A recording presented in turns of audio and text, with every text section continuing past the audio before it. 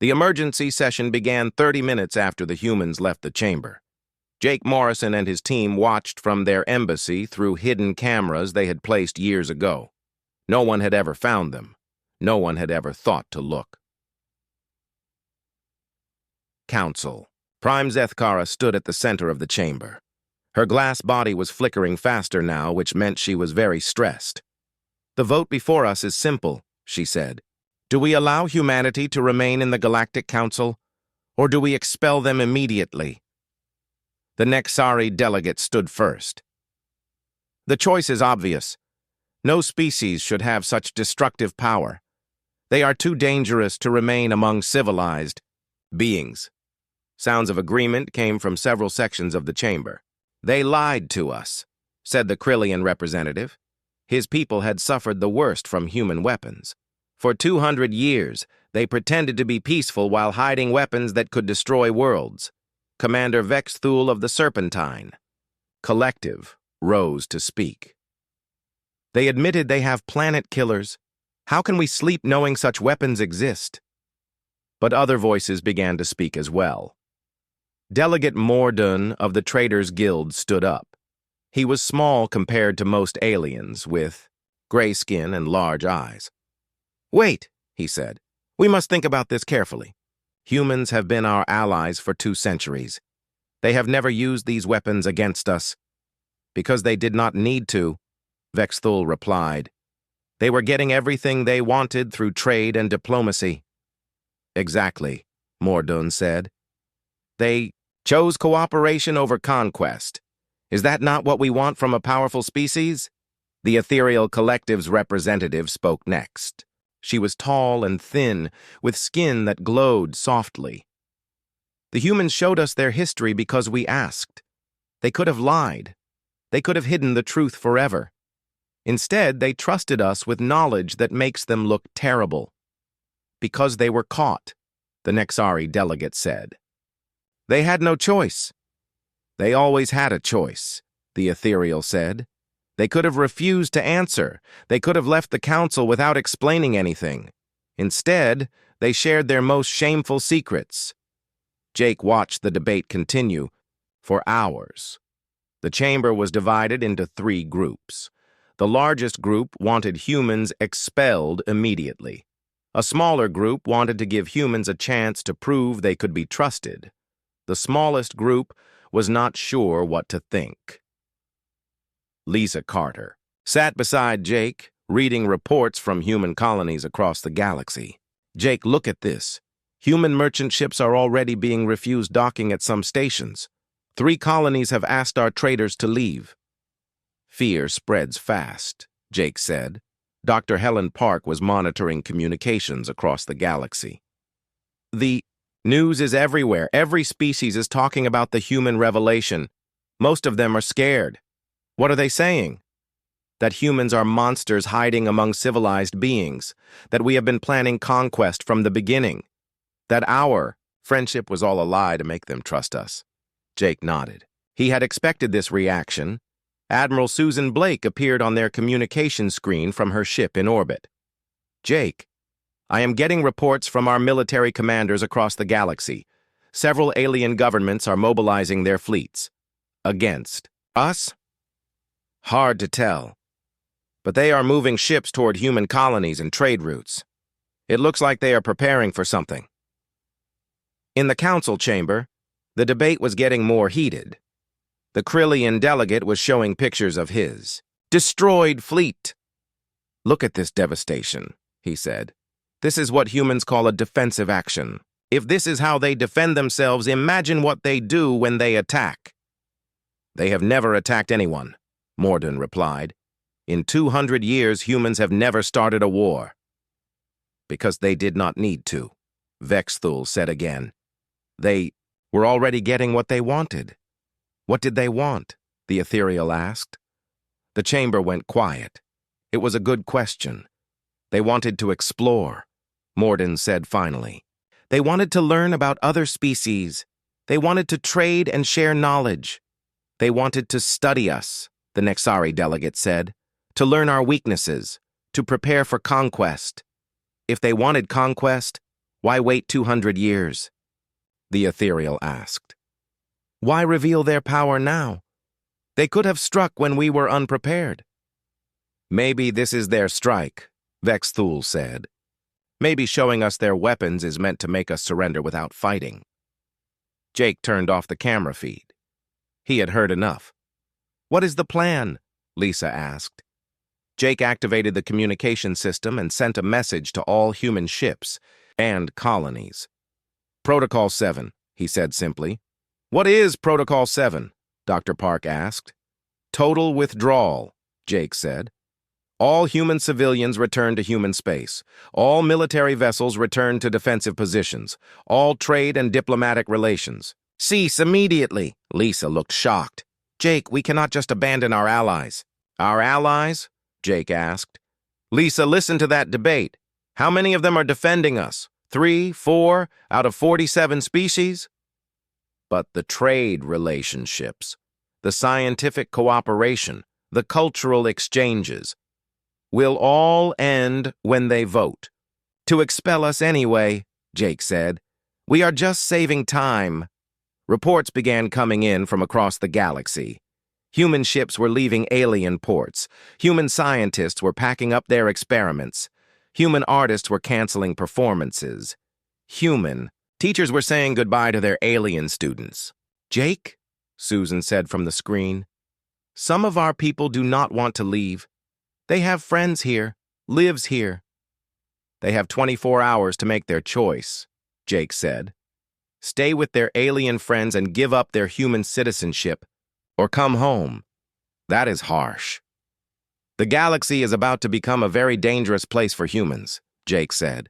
Anyone who stays will be on their own. The vote in the council chamber was finally called. Each species would announce their decision publicly. The Nexari voted for expulsion. The Krillians voted for expulsion. The Serpentine Collective voted for expulsion. One by one, species after species voted to remove humans from the Galactic Council. Some seemed sorry about it. Others seemed relieved. A few seemed angry, as if humans had personally betrayed them. The Traitors Guild voted against expulsion. So did the Ethereal Collective. A few smaller species joined them, but it was not enough. The final count was 39 for expulsion, 8 against, and 0 abstentions. Zethkara's voice carried clearly through the chamber. By a vote of 39 to 8, humanity is hereby expelled from the Galactic Council. All human diplomatic missions must leave Council space within 72 hours. All human trade privileges are revoked. All human military vessels must withdraw beyond the galactic neutral zone. Jake turned off the communication system. Well, he said, that is that. Lisa was crying. 200 years of friendship, gone. It was never friendship, Jake said quietly. It was convenience. We were useful to them as long as we seemed harmless. The moment they realized we might be dangerous, they threw us away. Dr. Park was reading the final vote tallies. Jake, look at this breakdown. Every species that voted for expulsion is militarily weak. Every species that voted to keep us is either very strong or has been attacked by pirates recently. The strong ones know they need us, Jake said. The weak ones think they can protect themselves without us. Can they? Jake smiled, but it was not a pleasant expression. They are about to find out.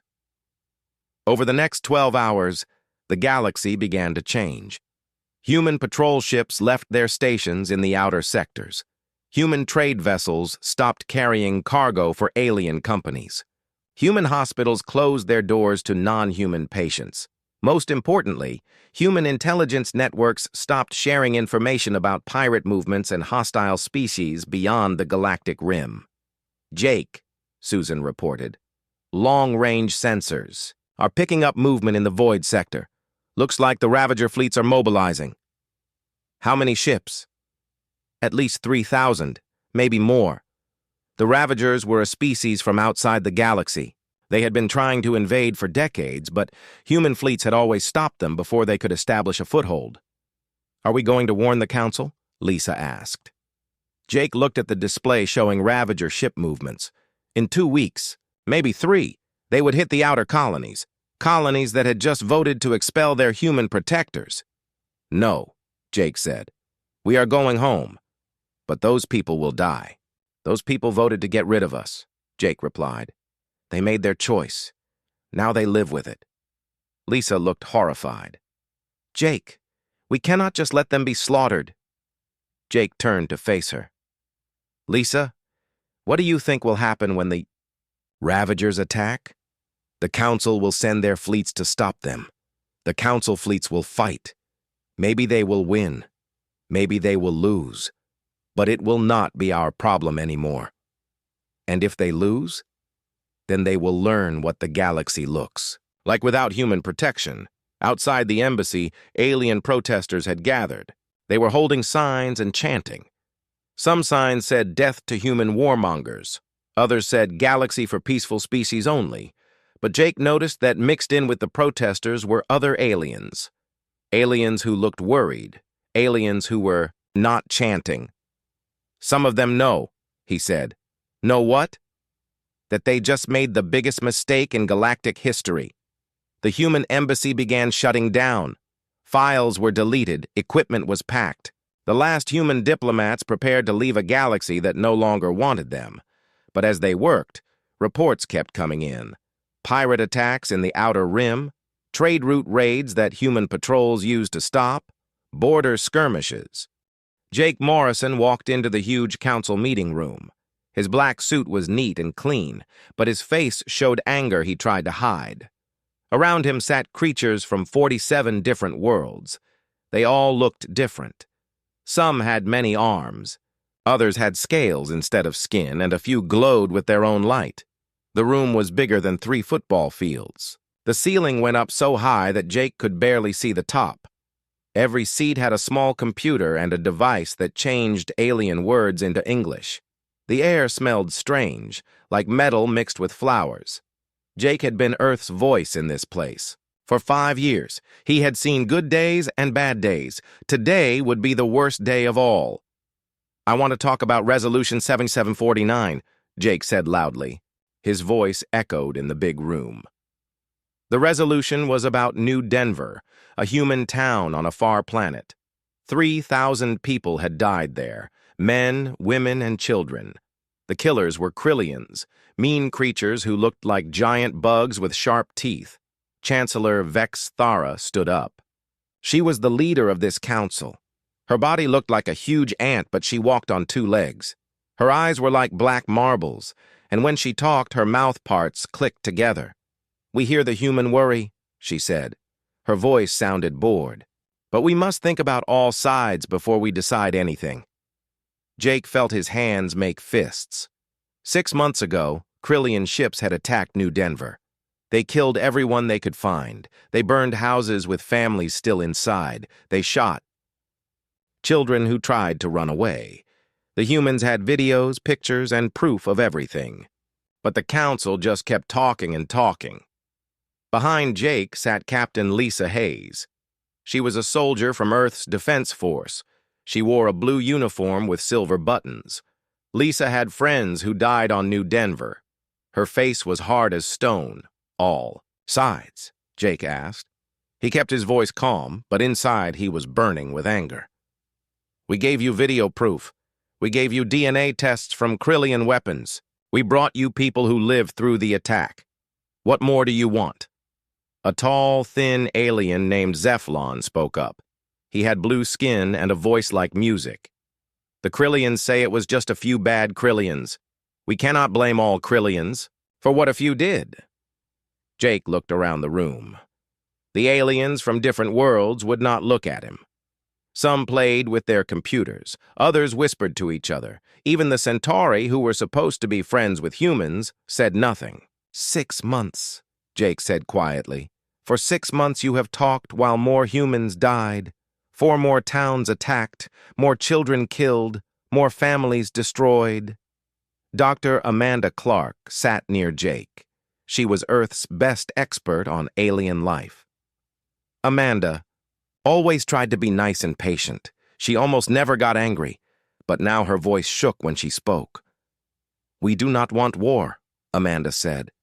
"We want justice. We want you to punish the killers.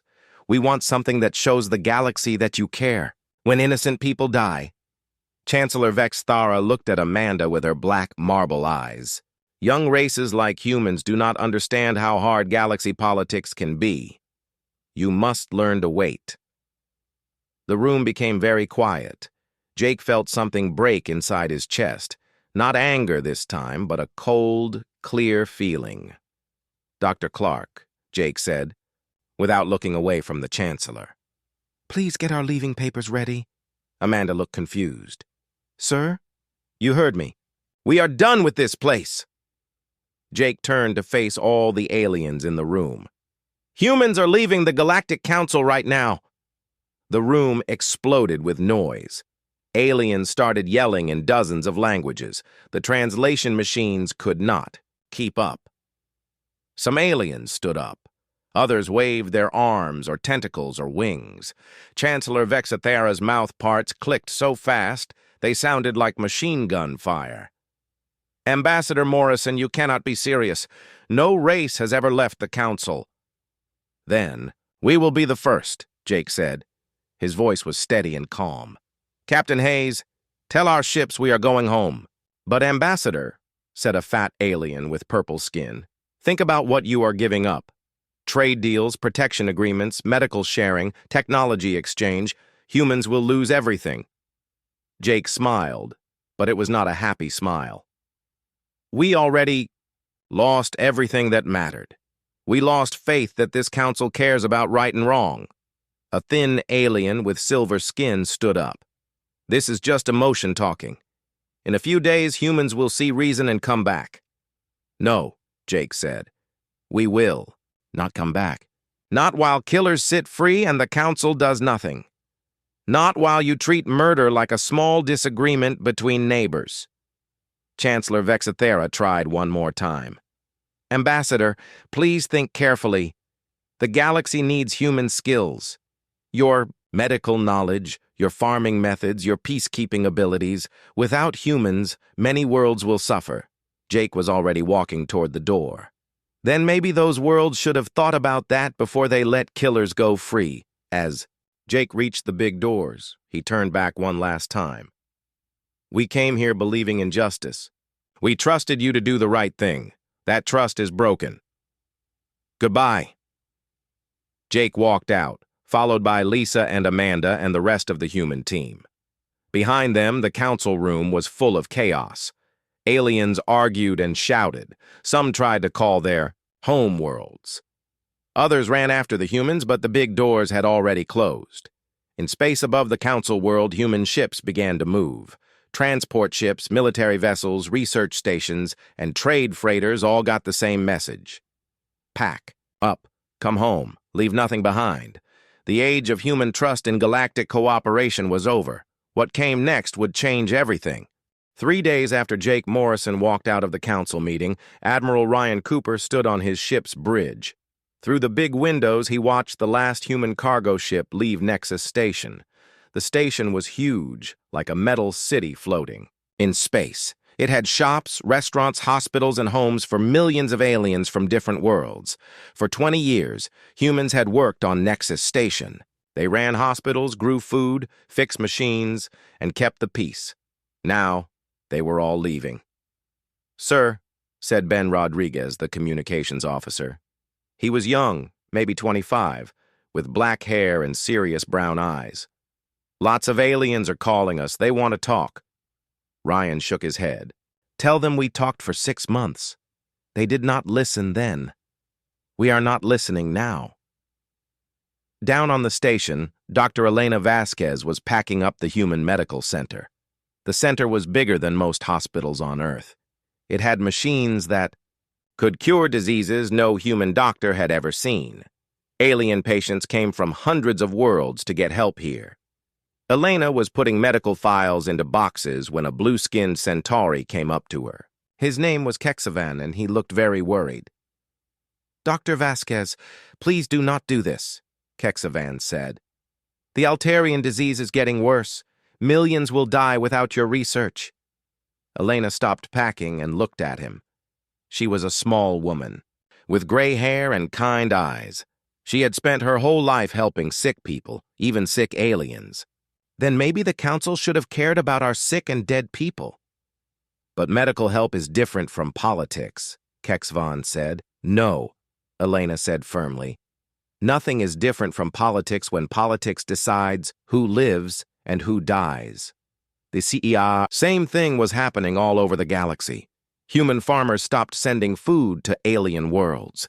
Human engineers shut down the power plants they had built. Human miners closed the asteroid operations that provided rare metals for alien technology. On the planet, Kepler 442b, the mine supervisor, Thexvar, watched his workers try to run the human machines. Thexvar looked like a big lizard that walked on two legs. He had sharp teeth and yellow eyes. Right now, those eyes showed fear. "Sir," said his assistant, "another machine broke down. We cannot fix it." Thexvar hit the wall with his fist. The humans had built machines that were safe and worked well, but they only worked when humans ran them. Without humans, the machines just stopped. Back on Earth, President Maria Santos stood in her office with her advisors. Outside the windows, the sky was full of lights from returning human ships. "How long before they ask us to come back?" asked Defense Secretary Carlos Webb. He was a big man with white hair and scars on his hands from his time as a soldier. "They will try other things first," said Secretary Nicole Foster. She was smart and had dealt with aliens for many years. "They will try to make us feel bad. They will try to hurt our trade. But when their people start dying, when their food runs out, when their lights go dark, they will come asking for help." On his family farm in Montana, Jake Morrison stood in his field watching the sun go down. He still wore his ambassador clothes, but soon he would change into farm clothes and work with his hands again. His daughter Kate found him there. She was 22 years old with blonde hair like her mother. "Dad, was it right? Walking away from everything we built out there?" Jake was quiet for a long time. "Katie, my father told me that respect is something you earn, not something people give you. Sometimes you only earn it when you are brave enough to walk away from people who do not value what you do for them." In the Altarian star system, the disease was getting worse every day. The Altarians looked like big frogs, but they were smart and peaceful. They had never hurt anyone. But now they were dying by the thousands. Dr. Nextala, their chief medical officer, stared at the reports. "How many more deaths today?" 3,000, his assistant said quietly. "The disease is spreading faster now." "What about the cure the humans developed?" "They took all their research when they left. We have some of the medicine left, but not enough. We need the humans to make more." Dr. Nextala felt sick, but not from the disease. The Altarians had stayed quiet when the humans asked for help with New Denver. They thought it was not their problem. Now their own people were dying, and the humans were gone. On Nexus Station, Commander Veltar was reading reports that made his head hurt. Food shipments were late. Medical supplies were running out. The big farms that humans had built were dying, because aliens did not know how to take care of them. "Sir," said his aide, a young Zentari with nervous eyes, "the station's main computer is having problems. The humans programmed it, and we cannot fix it." Veltar wanted to scream. Everything important on the station had been built or run by humans. Now, the humans were gone, and nothing worked right. At the same time, the economic reports coming to the council were terrible. Human worlds had bought 40% of all goods sold in the galaxy. They had provided 30% of all food. Their medical research had saved millions of lives every year. Chancellor Vexithara read the reports with growing fear. How did we not know the humans were so important? "They never bragged about it," said her economic advisor. "They just did their work quietly. We thought they needed us more than we needed them." But the worst news was coming from the border, worlds. Without human peacekeepers, old fights were starting again. Pirates attacked trade ships. Criminals took over space stations. The galaxy was becoming a dangerous place. On the water world of Aquatica, the fish farms that fed billions were dying. The humans had designed them, but they had taken all the technical information when they left. The Aquatican engineers tried to fix the problems, but they did not understand human technology well enough. "We need to contact Earth," said Administrator Fluxara, a being that looked like a walking octopus. "Our people will starve if the fish farms fail." "Earth is not answering our calls," said the communications officer. "They say to contact the Galactic Council for help." Fluxara made a sound like bubbling water, which was how his people laughed bitterly. "The Council cannot even fix their own problems." In deep space, human ships met up and formed a long line heading toward Earth. There were cargo ships full of goods, hospital ships with sick humans from far worlds, and military ships protecting them all. Captain Lisa Hayes flew her fighter alongside the convoy. She had spent 10 years protecting alien worlds from pirates and invaders. She had been shot at, wounded, and nearly killed fighting for galactic peace. Now she was going home, and she felt good about it. "All ships, this is Captain Hayes," she said over the radio. "Welcome to the journey home. We are done being the galaxy's free security force." The convoy was huge. Thousands of ships, millions of humans, all coming home. They brought with them all the knowledge, skills, and technology that had made the galaxy work. Behind them, they left a galaxy that was just beginning to understand what it had lost. 6 weeks after the humans left, the first big crisis hit the galaxy.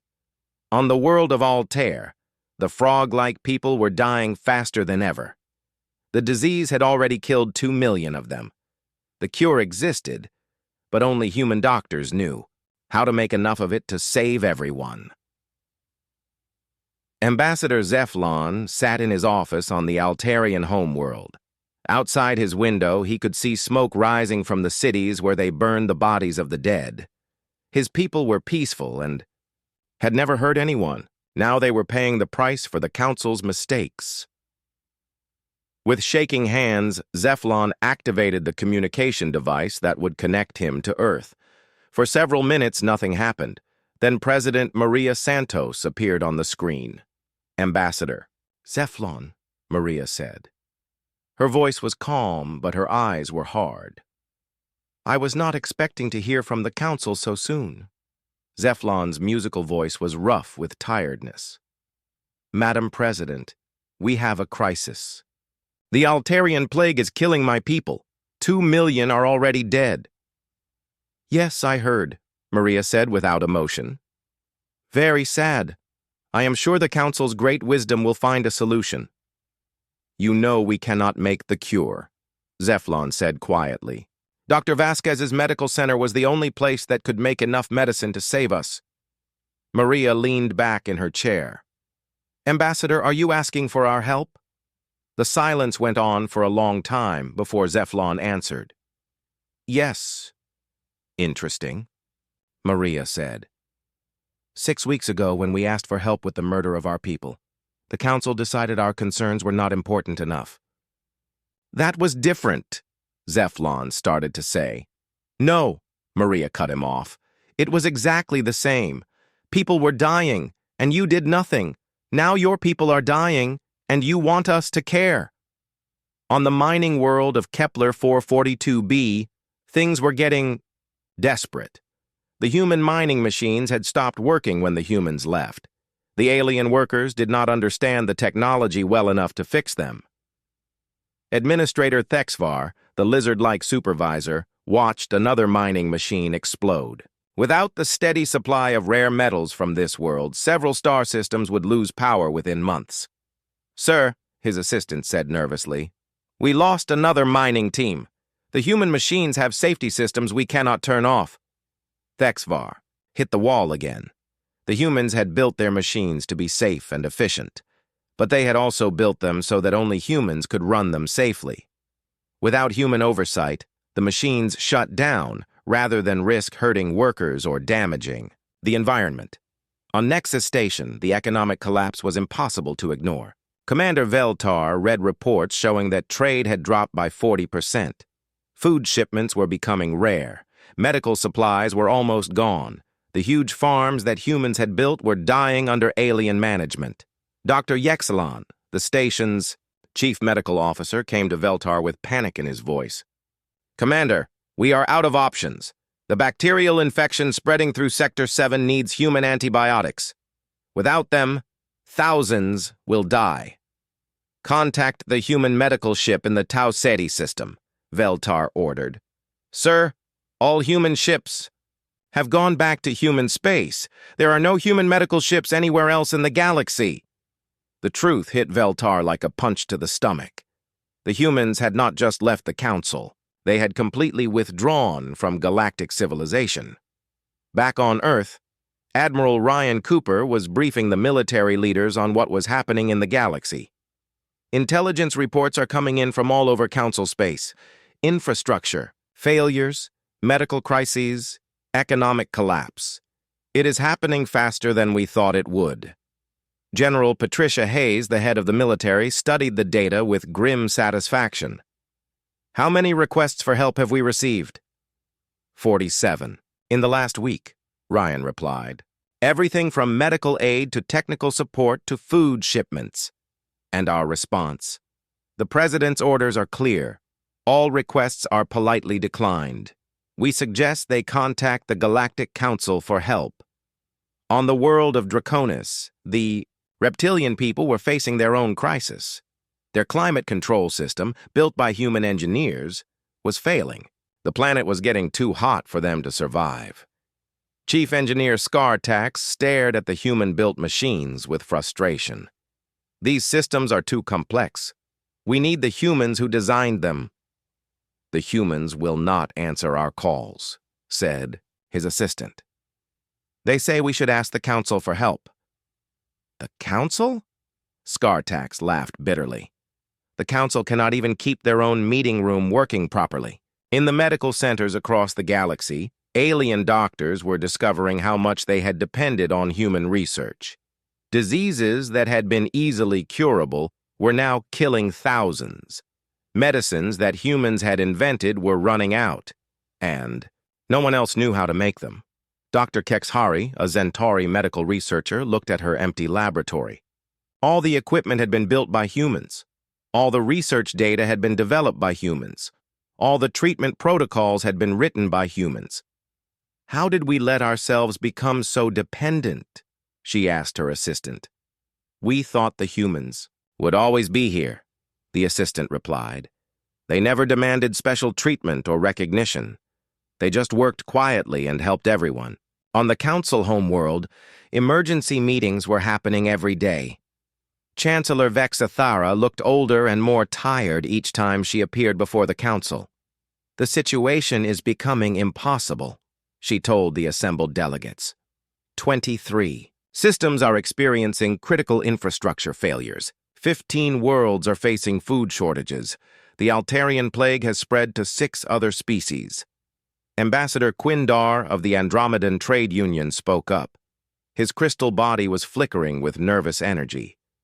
"Perhaps we were too hasty in our treatment of the human concerns." Murmurs of agreement went through the chamber. The Vegan representative, Ambassador Lixandra, stood reluctantly. "The Vegan Confederacy is prepared to support sanctions against the Krillian Empire." But even as they talked about sanctions, everyone knew it was too late. The Krillians had used the 6 months of council debate to hide evidence and strengthen their defenses. Any sanctions now would be mostly meaningless. Worse, the Krillians themselves were now facing a crisis. A disease that humans had helped them control for years was now spreading through their empire.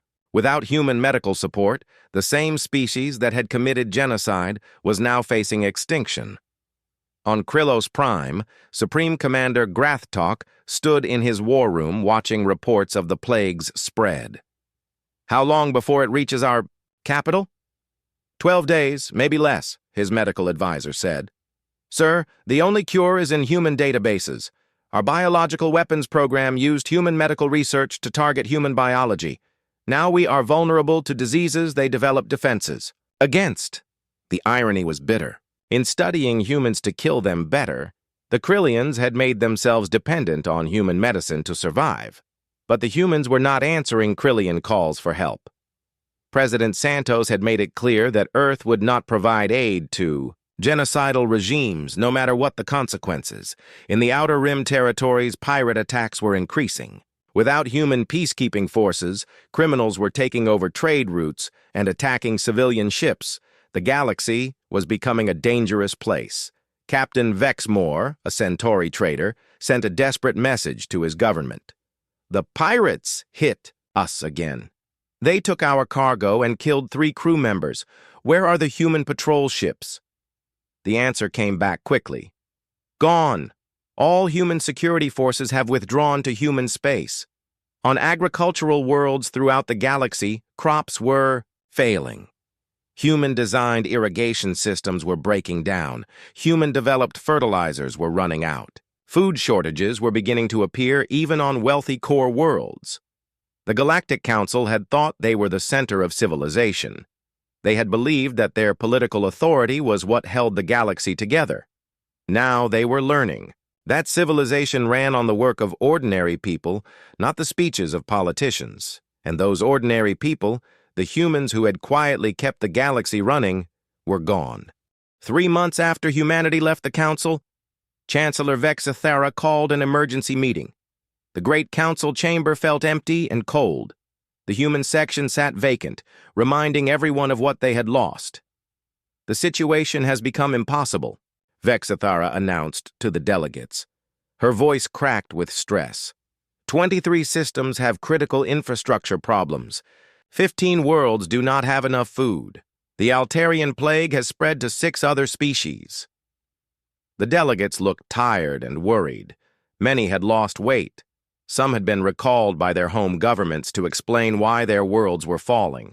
A Ambassador Quindar of the Andromedan Trade Union stood up. His crystal body, usually bright and colorful, was now dim and gray. Maybe we should admit that we were wrong about the human concerns. A murmur went through the chamber. The Vegan representative, Ambassador Lix Andra, stood with obvious reluctance. The Vegan Confederacy will support sanctions against the Krillian Empire, starting now. Starting now? The voice came from the entrance to the chamber. Jake Morrison walked in wearing regular clothes, not his old ambassador uniform. With him came a small group of humans. The chamber became completely silent as Jake walked to the empty human section. He did not sit down. "Did I hear right?" Jake asked. His voice carried clearly in the silence. "You want to punish the Krillians now?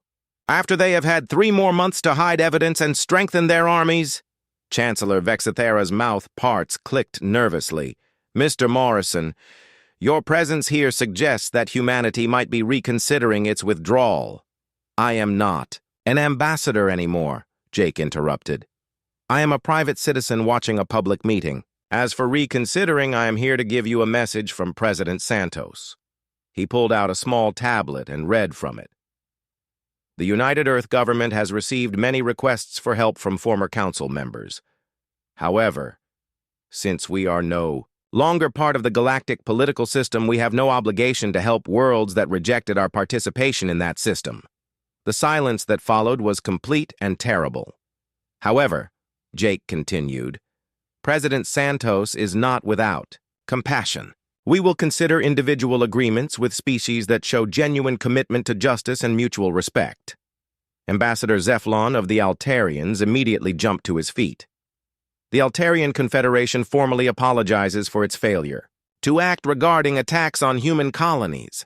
We request immediate bilateral negotiations." Within seconds, half the chamber was standing.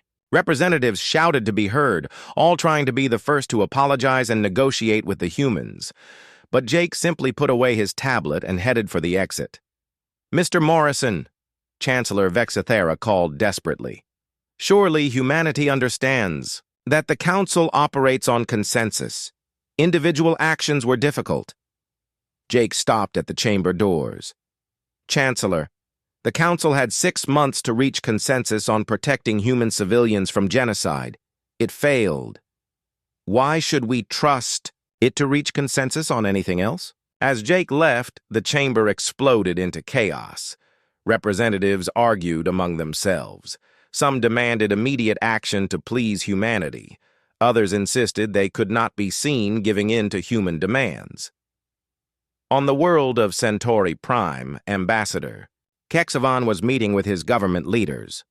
The blue-skinned Centauri had always considered themselves friends of humanity. Now they were learning the difference between being friendly and being a true friend. The humans want us to publicly condemn the Krillian attacks, Kexavan reported. They want us to support real justice, not just empty words. Prime Minister Nexfar was uncomfortable. But the Krillians are major trading partners. If we condemn them, we lose that trade. If we do not condemn them, we lose human trade, Kexavan replied. And human trade is worth 10 times more than Krillian trade. The choice was becoming clear across the galaxy. Species could choose to uphold justice and gain access to human knowledge and resources, or they could choose political convenience and face isolation and decline. On Altair, the plague was killing 50,000 people every day. Ambassador Zeflon had returned from the council meeting with new hope. His government had decided to do whatever it took to earn human help. We will turn over all Altarian officials who voted against helping humans, Zeflon announced to his council. We will provide reparations to human families who lost loved ones. We will commit our military to protecting human colonies if they ever return to council space. It was a complete surrender of Altarian pride, but pride was worthless when your people were dying. On Earth, President Maria Santos was meeting with her cabinet to discuss the flood of requests for bilateral negotiations. 37 species had already applied for individual agreements with humanity. How do we decide who deserves our help? Asked Secretary of State Nicole Foster. Simple, Maria replied. 3 requirements. First, they must formally acknowledge that the attacks on human colonies were genocide and condemn them publicly. Second, they must agree to protect all civilians regardless of species. Third, they must commit to supporting justice over political convenience. The requirements were not complicated, but they were absolute.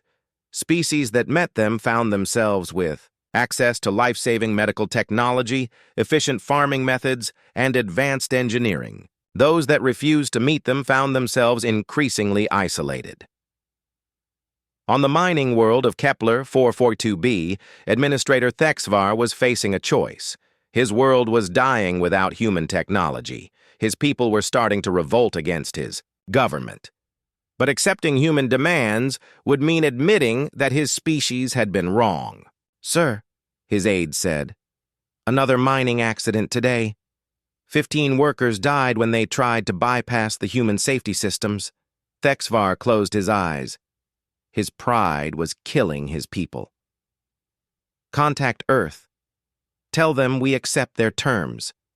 In the Medical Centers of Nexus Station, Dr. Yexlan was watching patients die from diseases that could be easily cured with human medicine.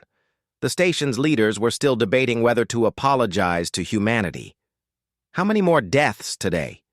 Asked Commander Veltar. 400, Dr. Yexlan replied. All from treatable conditions. The humans have the cures, but they will not share them until we meet their justice requirements. And what exactly do they want? Public condemnation of the Krillian attacks. Commitment to protecting civilians. Support for real justice instead of endless debate. Veltar was quiet for a long time. How many will die if we refuse? Thousands more. Maybe tens of thousands. The choice was stark. Swallow their pride and save lives, or maintain their dignity and watch their people die. On the Krillian homeworld, the situation was becoming desperate. The plague that humans had once helped them control was now ravaging their empire. Supreme Commander Grathtok was facing the complete collapse of his civilization. Sir, his medical advisor reported, The plague has reached the capital. We have, maybe days before the government falls. What about the humans? Will they help us? The advisor's expression was grim. They have made their position clear. No aid to genocidal regimes. They will not negotiate with us under any circumstances. Grathtok realized the terrible irony. His people had studied human biology to develop better weapons against them. Now they needed human medicine to survive, but their own actions had made that impossible. Across the galaxy, the new reality was becoming clear. The humans had not just left the council. They had created a new system based on justice rather than politics. Species that embraced this system prospered. Those that rejected it suffered. The Altarians were among the first to sign a bilateral agreement with Earth. Within days, human medical ships arrived in their system. The plague that had killed millions was stopped in its tracks. It is a miracle, Dr. Nextala told his staff as he watched the cure being distributed. The humans forgave us and saved us, but other species were not so fortunate. The Krillians continued to face extinction. The Zentauri, who had led the Council's inaction, were losing their position as a galactic power. The Andromedans were facing internal revolution as their people demanded access to human technology. In his farm in Montana, Jake Morrison watched the reports coming in from across the galaxy. Some species were thriving under the new system. Others were collapsing under the weight of their own poor choices. "Do you think we did the right thing?" his daughter Kate asked. Jake looked up at the stars, where human ships were now returning to help their new allies. Sometimes the only way to teach the value of justice is to show the cost of its absence.